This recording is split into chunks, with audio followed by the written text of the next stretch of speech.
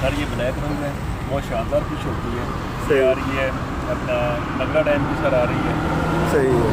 और ये माशेर है सर, इसका बहुत शानदार टेस्ट होता है, कांटा सही। भी कम आता है सर इसका। सही है। ये टंग काबल की है, ये डमरा है, देसी रूह पड़ी है, वो सिल्वर कार रिकेट कोने पे पड़ा हुआ सर।